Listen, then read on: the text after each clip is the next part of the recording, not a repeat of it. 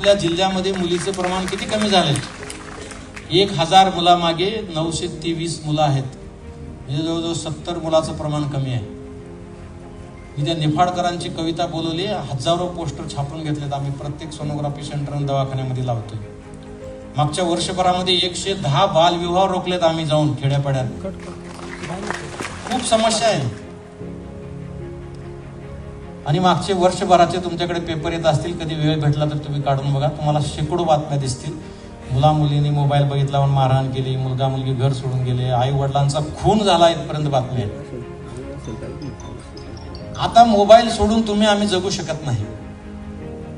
Computer म्हणजे संगणक म्हणा, टॅब म्हणा, लॅपटॉप म्हणा, पीसी म्हणा, मोबाईल म्हणा, हे सगळं आता आवश्यक आहे. त्याच्यापासून आपले मुलं मुली दूर करून जमत नाही. गरज आहे त्यांना त्याचं ज्ञान देण्याचं. काय बघितलं पाहिजे, किती बघितलं पाहिजे, डोळ्यावर काय परिणाम होणार आहे, मनावर काय परिणाम होणार आहे, शरीरावर काय परिणाम होणार आहे, कोणते रेस त्याच्यातून येणार आहेत, काय काय परिणाम, हेच त्यांना सांगून त्याच्यावर लक्ष ठेवणं गरजेचं आहे. तो कोणी वरी चढायला लागले की त्याचा पाय ओढतो, तसं आहे. आणि अनेक आमच्या शाळेमध्ये सुद्धा महिलांना काम करू देत नाहीत. महिला कधी चांगलं काम करून पुढे चालले की तिला नाव ठेवतात, मग काय ते तिच्या नावानं गॉसिप करतात. तिने काय ते चांगलं केलं म्हणून साहेबाला वगैरे दाखवायला गेलं की तिला मग हसतात. पुढे जाऊ द्यायचं नाही. तिनं चांगलं करते तिला करू द्यायचं नाही. आणि मग अनेक गड तट, राजकारण, जात, धर्म, पंथ. अहो आमच्याकडे तर पे स्केलमुळे सुद्धा कमी मोठे मागतात. त्याचा पे स्केल माझ्यापेक्षा कमी आहे, मी काय बोलू त्याला? अरे घटकाचा भरोसा नाही तुझा, आणि तू पे स्केल घेऊन बसलाय. तर हे एक वातावरण निर्मितीसाठी हा एक उपक्रम आमचा सगळ्या कार्यक्रमामध्ये आम्ही घेतोय. तुम्ही पण तुमच्याकडे घ्या. या दशसूत्रीच्या माध्यमातून नवीन पिढी घडवण्याचं एक व्रत तुम्ही या गणेशोत्सवापासून सुरू करा. गणपती तुम्हाला प्रचंड ताकद देवो अशी मी बाप्पाकडे विनंती करतो, प्रार्थना करतो. एका सायकलमध्ये 10 कोटी शाळेला देऊन टाकले मुलींच्या सुरक्षितेसाठी. पण मला नेहमी असं वाटतं की मशिनरी लावून किंवा CCTV लावून हा प्रश्न मिटणार नाही. प्रश्नाचं उत्तर त्यांच्या संस्कारात आहे. प्रत्येक घरी आपल्या मुलांना आई वडिलांनी सांगितलं पाहिजे की एकटी भेटणारी मुलगी तुझ्यासाठी संधी नाही, ती तुझी जबाबदारी आहे. कोण काय कुठल्या मुलीला त्रास देणार आहे? आपण आपल्या घरी सगळ्यांच्या आपण तुमच्या माझ्या काय सगळ्यांच्या घरी आपण मुलीनं बंधनं घातले. ह्याच्या इतक्या वाजताच्या आत घरात ये, हे ड्रेस घालू नको, ते ड्रेस घालू नको, कोणी आलं तर असं बसू नको, तसं बसू नको, इकडे नको जाऊ. मुलाला का बंधनं घालत नाही आपण? मुलाला बंधन घाला, 7च्या आत घरात यायचे. बाहेर रोडवर मुलागाच नसतील तर कुठल्या मुलीची छेडछाड होणार? पण दुर्दैवानं पहिल्यापासून आपण मुलीवर सगळे बंधनं, महिलावर सगळे बंधनं घातलेले आहेत. म्हणून IT क्षम करण्याच्या माध्यमातून ह्या गोष्टी कसं आपल्याला शिकवता येतील. मग आनंदाची डोही आनंद तरंग रोज आपण ऐकतो. मन करा रे प्रसन्न सर्व सिद्धीचे कारण. दुसऱ्याला सांगायचं, पण आपलं मन कधी प्रसन्न होणार आहे? आपण कधी आनंदी होणार आहे? जीवनात सुख आणि दुःख हे सारखं येणार आहे. अरे संसार संसार जसा तवा चुल्यावर, आधी हाताला बसते चटके मग मिळते भाकर.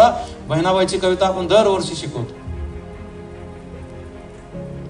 पण परीक्षेत पास झालो नाही म्हणून आत्महत्या होतात, मार्क कमी पडले म्हणून आत्महत्या होतात. आई वडिलांनी मोबाईल घेऊन दिला नाही.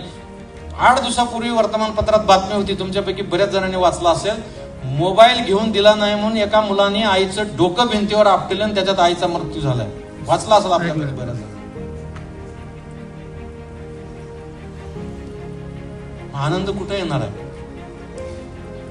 तुम्हाला कदाचित माहित नसेल, 1-2 आपल्या राज्यामध्ये अंकित मसूरी में बताया होगा, वैसे तो स्टेट में इसका डिपार्टमेंट खोला है. डिपार्टमेंट केलं एक मंत्रालयामध्ये आनंदाचं. आनंद कसा पसरायचा, आनंद कसा मिळवायचा. अहो दिवसभरामध्ये हजारो आनंदाचे प्रसंग आपल्या समोर येतात. त्याच्याकडे आपण पाठ फिरवतो, त्याला लात मारतो त्या प्रसंगाला, आणि एकटं बसलं की म्हणतो मी सुखी नाही आहे, मी आनंदी नाही आहे, मला हेच मिळालं नाही, मला तेच नाही मिळालं. आपल्याला जर हे माहित नसेल तर आपण मुलांना कसं शिकवणार? पूर्वी काय अपयश नव्हतं, पूर्वी लोक आजारी पडत नव्हते, पूर्वी अपमान होत नव्हता कोणाचा, पण लोक किती आनंदी होते. आज अनेक ठिकाणी बघतोय, अनेक कार्यक्रमामध्ये खुर्ची दिली नाही म्हणून नंतर मारामाऱ्या झाल्या. लग्नाबिग्नामध्ये कार्यक्रमामध्ये गेल्यावर उठून मला खुर्ची दिली नाही म्हणून लग्नातून रुसून गेलेले लोक आहेत. बहिणाबाईचीच कविता आहे की अरे काय जीवनाचं जीवनारे तुझं काय जीवनारे जीवना तुझं न्यार तंत्र दोन सासामधलं अंतर. पहिला श्वास घेतल्यानंतर दुसरा श्वास घेतो का नाही मला माहित नाही.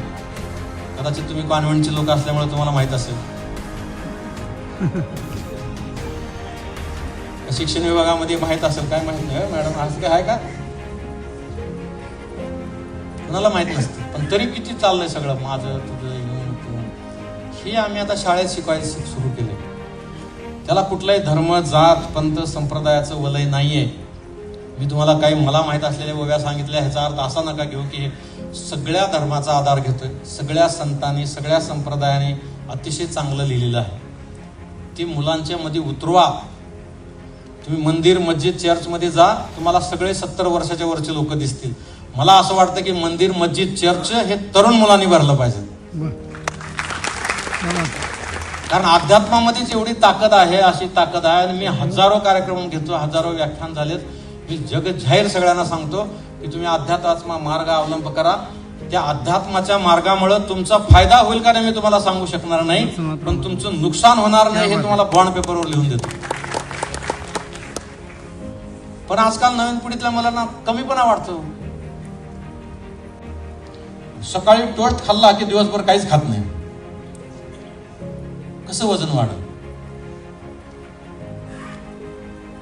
घडलेले मी कुठल्याही पुस्तकातलं किंवा असं साहित्यिक काहीच बोलत नाही. हे आपल्याला आपल्या शाळेमध्ये कसं सुधारता येईल आरोग्यक्षम. आता संस्कारक्षम विद्यार्थी घडवणे हा फार मोठा विषय आहे. तो काही 2 मिनिटात सांगता येणार नाही. तुम्हाला सगळ्याला माहिती आहे आजकाल परिस्थिती काय झाली. आपल्या घरी कोणी आलं तर कोणी कोणाला बोलत नाहीये. आज पहिलं पाहुणे आपल्याकडे आमच्याकडे जेव्हा पाहुणे यायचे तेव्हा आपण धावत जायचो. हातपाय धुवायला पाणी द्यायचो. गुळ साखर फाटकी तुटकी बाज सतरंजी आपण टाकायचो. त्यांच्यासोबत बसायचो. सुखदुःखाच्या गोष्टी बोलायचो. आज तुम्ही कोणाच्या घरी जा त्याच्या घरचा वयोवृद्ध माणूसच लाजून पडून पुढे येतो. नवीन पिढीतले सगळे लोक घेऊन बसलेले असतात. तुम्हाला आश्चर्य वाटेल सोलापूरला आम्ही या संस्कारक्षम मध्ये जे अनेक नियम घातले होते त्याच्यामध्ये एक नियम केला होता. घरून निघताना आई वडील आजी आजोबाच्या पाया पडून निघायचं. शाळेत आले की शिक्षकांच्या पाया पडायचं मग बेंचवर बसायचे. ह्या एका नियमामुळं मी तिथं असेपर्यंत 10 घरं जे विभक्त झाले होते ते एकत्र आले होते. आणि हे 10 बातम्या आल्या म्हणून मला कळालं. असं न बातम्या आलेले किंवा माझ्यापर्यंत न आलेले किती कुटुंब एकत्र आले मला माहिती नाही. त्याच्या घडलेल्या घटना वर्तमानपत्रात लिहिलेल्या आहेत. जर कुणाला वाचायचं असेल तर मला सांगा. मी तारखेसहित पेपरचं नाव सांगतो. आणि आरोग्य या 2 विभागावर मी माझा 80% वेळ खर्च करतो. याचं कारण असं आहे की मला असं वाटतं की हे 2 विभाग जर सुधारले तर खऱ्या अर्थानं विकास होणार. गावाचा विकास जिल्ह्याचा विकास शहराचा विकास म्हणजे नाले रस्ते बिल्डिंग बांधून विकास होत नाही. लोकांची बौद्धिक पातळी म्हणजे विद्यार्थ्यांची बौद्धिक पातळी आणि लोकांचं आरोग्य सुधारलं तर खऱ्या अर्थानं विकास होणार. म्हणून मी ह्या दोन्ही विषयावर फार लक्ष घालतो. आणि तुम्हाला मला सांगितलं पाहिजेत की मी काय तुम्हाला म्हणजे काही स्वतःचं गुणगान गाण्यासाठी किंवा हे सांगत नाही आहे. पण तुम्हाला कळलं पाहिजे की तुमच्या लक्षात आलं पाहिजे की मी का शिक्षण विभागामध्ये हे करतो इथं का आलो आज. माझ्या संपूर्ण सर्व्हिस करिअरमध्ये शिक्षण विभागासाठी जवळजवळ 25 उपक्रम मी नाविन्यपूर्ण राबवलेले आहेत. आणि त्याच्यातले 10 गव्हर्नमेंटने GR काढलेले आहेत. आणि हे राबवल्यामुळे माझा 1 रुपयाही पगार वाढला नाही. हे मला आवडून. कारण आजकाल भौतिक सुखाच्या आणि पैशाच्या मागे आम्ही खूप लागलोय. सगळेच लागलेत. सगळं मॉनिटरिंग ह्याच्यामध्ये आपण बघतो आहोत. परंतु इथं येण्या अगोदर मी सोलापूरला मुख्य कार्यकारी अधिकारी म्हणून काम करत असताना कोरोना संपला शाळा सुरू होत होत्या. शाळेची अतिशय दयनीय अवस्था झाली होती. गव्हर्नमेंटकडे जिल्हा परिषदेने जर प्रस्ताव पाठवला असता गव्हर्नमेंटच्या निधीची वाला भर दिला पाहिजे. मैदानी खेळ बंद झाले. तुम्ही शाळेमध्ये PT जे घेतात तेवढंच सुरू आहे. घरी गेल्यावर एकतर कॉम्प्युटर समोर बसतात किंवा TV समोर बसलेले असतात. कशी तब्येत चांगली होणार आहे. कशी चांगले खेळाडू सुरू होणार आहे. म्हणून आता आम्ही जिल्ह्यामध्ये 29 ऑगस्टला सगळ्या शाळेमध्ये आम्ही क्रीडा दिन साजरा करायचा आम्ही आदेश काढले. तुमच्या शाळेमध्ये सुद्धा हे व्हावं अशी माझी अपेक्षा आहे. थोडं दुर्लक्ष होईल तुमच्या अकॅडमीकडे. पण तुम्हाला त्याच्याकडे दुर्लक्ष करायचं नसेल तर थोडा अर्धा तास दररोजचा एक्स्ट्रा काढा. म्हणजे क्रीडा अधिकारी आले तिथं जिल्ह्याचे, त्याच्यामध्ये पूर्ण 29 ऑगस्टमध्ये पूर्ण जिल्ह्याभरामध्ये वेगवेगळ्या उपकरणाच्या माध्यमातून राष्ट्रीय क्रीडा दिन साजरा करून 1 तास खेळासाठी, असं त्याला नाव आम्ही दिले. 29ला वगैरे ते असं बांधून येतात, गणपतीच्या मंदिरासमोर आलं की तेवढ्या पुरतं काढतात, पाया पडतात, निघून जातं. म्हणजे का ते गणपती बाप्पाला दिसलं पाहिजे तुम्ही पाया पडा. पुन्हा नंतर एक मुलगा मुलगी आले, जवळ थांबले, दर्शन केले, असं केले, निघून गेले. मग त्याने बाजूला विचारलं हे असं का केले? त्याने म्हणे फेरी मारली म्हणे गणपती बाप्पाला.